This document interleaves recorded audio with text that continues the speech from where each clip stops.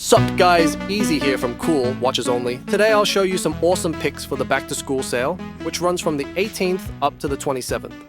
We've got some updates from Addiesdive and Watchdives, some out of this world specs for the money, especially this thing and more. As always, all links and discount codes are in the description. And if you see something you like but don't find the link as someone forgot to write it down, let me know in the comments. Terrible, what can I say? It happens. Yeah, alright, okay, let's kick things off. You lot completely bought out the blue version of this model. Normally they just pump out more, but with the way NH35 prices have gone, it's been a bit tricky. So instead they brought out another one that's almost identical, just running a Miyota this time. Here it might look a touch greenish, or not greenish, but tad lighter, but that's only the lighting. They're basically the same watch. So here's the deal. If you want green or gray, grab the older 2094. If it's the blue you're after, then go for the new 2527. I will leave link to both. Honestly, this piece is a stunner. I even tried scratching the glass with sand since it's not sapphire, but the glass came out spotless while the metal around it copped all the scratches. Sand is brutal. I can't recommend this watch enough, whichever version you go for. Again, Addies could just increase the prices of the 2094, saying prices went up, blah blah, whatever. But props to them, they've kept them floor. So again, if you want the gray or the green, please consider buying the NH35 so they can clear stock, guys. I'm so proud of you all buying them blue watches. Okay, so what next? Let's go with price? Yeah, why not? Let's go with price. This is one of the cheapest, if not the cheapest, of the watches here. This thing from Cadisen is outlandish. The amount of value you get on an automatic with these guys is insane. You get sapphire, ceramic, solid stainless steel, real water protection, the NH35, a solid bracelet with screw pins, a solid Rolex glide style clasp, and a beautiful but super beautiful champagne dial. This watch also comes in other colors. I've seen almost all of them, but I'll tell you the gray and specifically this champagne are rad, okay?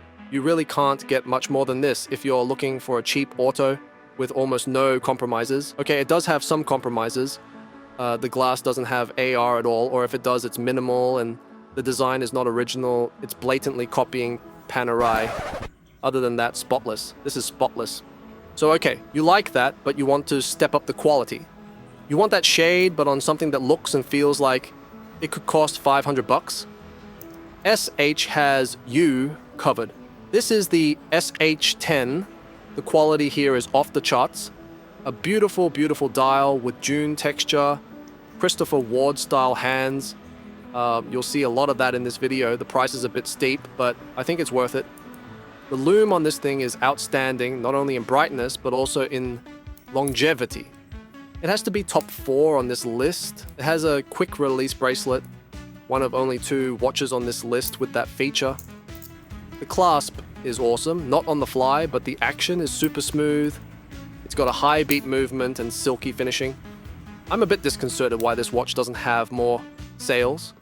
Its brother, the Murph Homage, sold a lot, but this one, I think only sold 1. If you don't like the style or the design, I get it. But in case you like it and have doubts, be assured, this thing looks way better in person. From this list, this would be one of the most beautiful watches, no matter the price.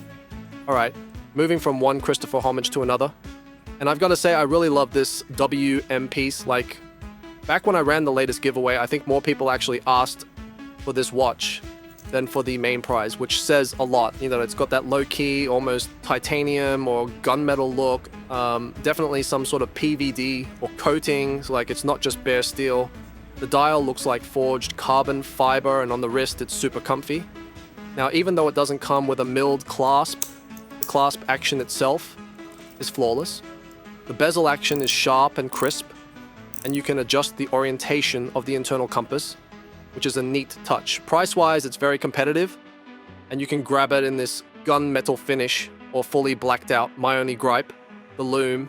It's not terrible, but it's definitely not bright. I did the lume test on this one first, and with the same calibration, the SH that was next looked nuclear by comparison. Honestly, I'd love to see WM link up with Addies or San Martin or one of the brands really nailing it. But even with that lume that is not that great, I still think this model is great. It just looks awesome. It's maybe the case shape, the surface finishing.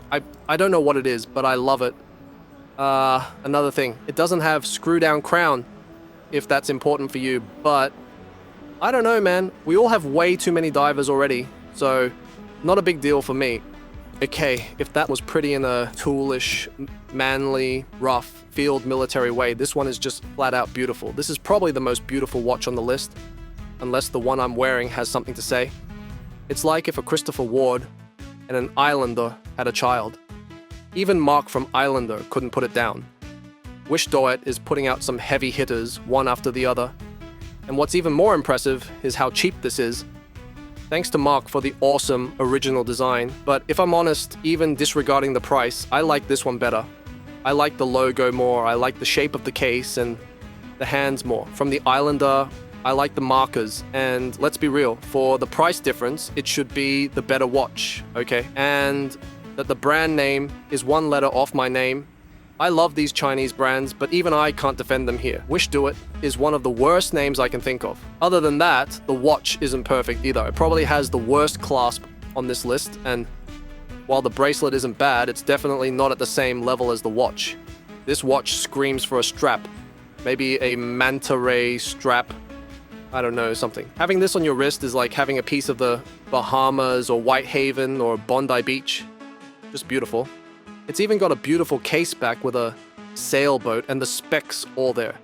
Sapphire, solid steel, the whole lot. The lume's good as well. At first I felt a little underwhelmed, expecting it to match my previous model, but once I lined it up against everything else on the table, it held its own. Or came out better, so I don't know, don't want to sound like a broken record, but yeah, it's just flat out beautiful. Probably the best all-around summer watch you could ask for. Now, if you're chasing even more bang for your buck, and you don't mind leaving that white sand summer vibe behind, this other piece from them is an absolute weapon. You're still getting sapphire glass and bezel, but this time the bezel's fully lumed. You need to check this out. This thing slaps. It screams. Not only from UV light, but from daylight or any bit of light will get it going. It's awesome. Add in more color options, a slightly better bracelet, and they even throw in a free strap. And no cheap, but a nice rubber quick release strap. Honestly, I've got nothing bad to say about it. Since it first popped up on the channel, it's outsold nearly everything else I've shown. I only wish Wishdoit, pun definitely intended, would do a mix or a remix between the two models. Imagine this case with the dial and color of the other one, paired up with a teal FKM strap or a nice bit of teal suede. That would be unreal. And here's the kicker. Once you stack the sale discounts, my codes, and the coins, this things can get under 100. So yeah, if you're after this style, you won't find better specs or value anywhere. So yeah, nice watch, quick specs, 40 mils, sapphire NH34 GMT, nice watch, sure. Okay, this is the Cadisen from my latest review. I'll leave the link in case you haven't seen it. Long story short, it's awesome. In the review, I showed how to change the clasp, and I noticed some comments saying the lume was terrible. That's not the case. The lume is not at the level of options, costing way more, and even though I don't think it's at Addiesdive's level, it's far from terrible. The lume is good and bright, and even if it doesn't last long enough to blow up on camera, it is usable. It's just fine. The included clasp isn't that bad either. I've got watches with way worse clasps, but since I like this watch so much and won't be giving it away, I upgraded it to make justice to the quality of the watch. The watch itself is solid. You could expect to pay $150 for this and still be happy, but thanks to Cadisen, we can get the experience for a bit over $70. This is crazy, absurd value. If you pull the plug, you won't regret it. It feels and looks like a much more expensive watch. Won't drag on too much. If you're interested, go watch the full review. So okay, the bezel is fixed and you can't use it for diving from your couch, so blasphemy. And it's not original. Okay, sorry, my bad. It won't happen again. This one from Boderry is super original. It has sapphire, titanium build, ceramic. The bezel works as it should. 200 meters of water protection.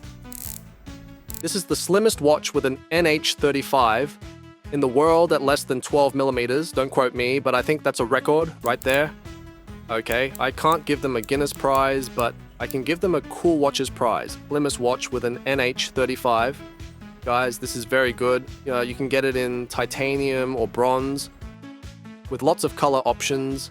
Both the FKM strap and the titanium bracelet and clasp are awesome. They upgraded the lume too. I have 2 reviews of different iterations of this watch on the channel. The first one was crap, the second was genius. Some listings still have the information from the old model, but they confirmed to me it's only a glitch. They're only selling the upgraded version now, so you're safe to buy. Awesome turtle. Now the next watch is the only one here that's not automatic. Well, not mechanical since I'm wearing a mechanical, but this one is solar. If you're okay going quartz, I think solar should be the way. This watch from the North Edge, guys, is rad. You won't believe this thing costs so little. How is this even possible? Solid, sturdy, a Maziz piece of stainless steel. This thing is outlandish, guys. Check out this bezel. Feels like it's spring-loaded or something with super nice feedback. Forget about the price. You're getting something like a €200 plus Citizen diver with 300 meters of water resistance, but for only a fraction of the price. The lume on this thing is incredible. Like, this cheap watch has lume that can go neck and neck with San Martins and even the brightest of the Wishdoits. There's a rule, every collection should have at least one solar watch. If you didn't know, now you know. To keep the rest of your watches in sync. Sure, you could use your phone, but come on, who even are you? You're not one of these, are you? So yeah, this watch has impressed me a lot, to put it gently. Even the strap is high quality. Guys, before continuing, a quick update with Watchdives. This is more of a placeholder since I didn't receive the watch on time, and this watch was almost perfect. My only drawback was the dial that under some lighting looked kind of plasticky. Well, they upgraded this dial and made it freaking awesome. They did some complex process, I don't know if with epoxy or what, but that new dial looks the bullocks. I haven't seen any video showing it up close and personal. The little content I've seen about it is, sorry, but uninspired. I can't wait for it to arrive. It's a limited edition, so if you're going to buy it, act quick. They're acting like this is very expensive to make and probably won't be done again. There are multiple sellers announcing pre-sale and whatnot, but I'll include a link to their official store where you can actually buy it. They also say they're cool with the tariffs when shipping to the States, so check it out. All right, next. This San Martin is one of the last true budget models they've got. Without going quartz or ending up with something random and ugly. You're getting ceramic, solid stainless steel, sapphire, and a design that just looks brilliant. I usually rock it on an orange strap, but that's sitting on a seagull right now, so I've got it back on the original bracelet. Honestly, the bracelet's solid, and with the upgraded clasp, it feels like a proper premium piece. That's a big request I've got for San Martin and any other brand that wants to make a difference. Throw in a clasp like this and you're instantly ahead of 90% of what's out there. Beyond that, the lume is strong, the bezel feels spot on, and the whole package just beautiful. This is one of the watches I like the most. It's solid through and through, a great dive choice, perfect for anything water related, and at the same time, it works as a solid sport watch. You could even treat it as a reliable daily beater if you want to. Overall, I just love this watch. And what about if you want a GMT? Its brother is almost as good in everything, and then even better in some features. You can't go wrong with this other San Martin. It runs the NH34, and I'd say the finishing feels even better, though that might just be because this is a more recent sample. I'd expect the diver to get the same machining and surface improvements. They've upgraded the glass too. Now it's boxed sapphire with stronger anti-reflective treatment. I won't give you a prize for guessing what watch this one is homaging, so it's not from their original line, but honestly, I think that's a compliment. San Martin can make some beautiful watches and can make some ugly ones too. Another change is that they replaced the pin and collar system with screw caps, which feels super smooth and premium. Still no on-the-fly clasp, but you can buy one, and I probably will. You get plenty of color options, the price is very budget-friendly, finishing is excellent all around, and the lume is easily top 2 on the list. Maybe just a tad behind its brother, maybe equal. So if you work remote or want something GMT and a bit less sporty than what Wishdoit offers, this one will do more than fine. Plus the finishing on both of these feels almost like a full fat step ahead of everything else on the table. But almost? Can anyone really bring it on to San Martin? Well, every one of these watches could top a category or two, maybe several, except when it comes to metal finishing. That's where San Martin usually stays a step ahead, right? Well, this Sugess has something to say about that. This is one of the most beautiful watches I've seen, even compared with traditional pieces I've shot commercial work for. The finishing is top-notch. You'd say San Martin still has the edge? I don't know, maybe? Could be maybe on their higher-end models, but this one is definitely not outclassed. And it's not just the front, like it's as beautiful from the back as well. Okay, it's not an auto, but for just over 200, you're getting a piece of art and spec monster. Solid stainless steel, screw links, and even an on-the-fly adjustment clasp. If the Wishdoit is fresh and beautiful, this one matches it or take it a step further. If the SH brings an interesting movement, this one still takes it a step further. I like this watch so much that even though I'm lazy and usually prefer automatics, I still take the time every morning to wind it up. Some of you might enjoy that little ritual. I don't. I actually don't like it. It's not productive. I could be doing stuff, but it's worth it. That's how beautiful this thing is. So yeah, after almost 20 minutes and a lot of rambling, what's your best pick of the bunch? What do you reckon about it? Drop it in the comments. I'll read you there. I'm out.